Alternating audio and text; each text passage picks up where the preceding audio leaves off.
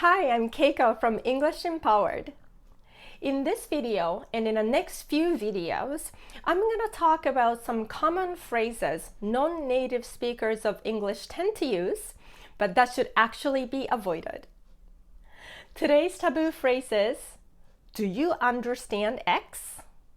Imagine you're in a one-on-one meeting with your clients, investors, or anyone you have formal meetings with.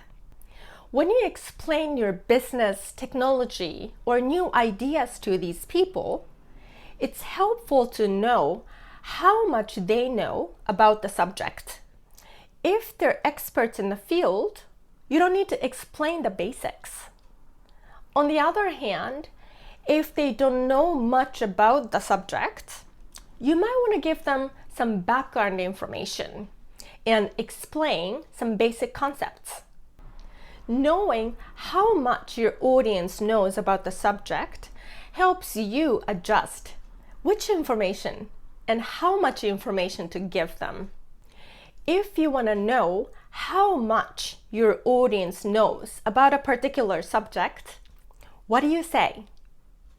A common question non-native speakers of English tend to use is, do you understand X? As in, do you understand the KPIs? Do you understand the healthcare system in Japan? Raise your hand if you've said something similar in the past. It's alright. Just keep watching the video and I'll explain why do you understand X is not the best thing to say and what you can say instead. So what's wrong with do you understand X? The problem with do you understand X is it can actually sound offensive, arrogant, and condescending.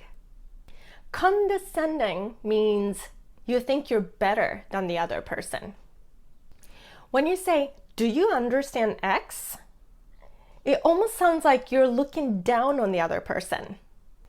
It's because understand is about the ability to comprehend something. So, do you understand X can sound like you're questioning the other person's ability to understand or even their intelligence. That's not how you want the other person to feel. Then how can you see what the other person knows? What should you say to check the level of the other person's understanding without offending them or sounding condescending? The best alternative for do you understand X is, are you familiar with X? Familiar means you've been exposed to it.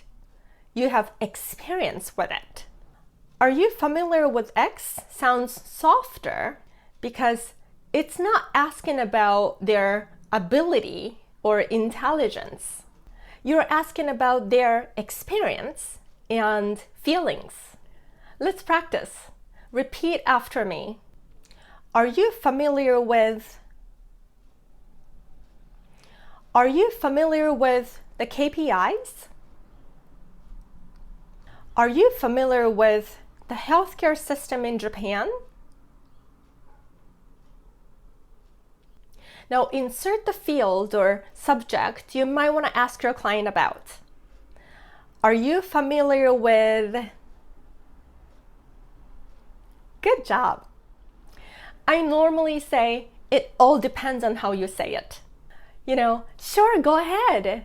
And sure, go ahead will be interpreted very differently. But do you understand X? I personally think it's hard to use appropriately. If you say it like, do you understand X? It kind of sounds condescending. But if you say it nicely, like, do you understand X? That kind of sounds condescending too. A little bit yami-poi.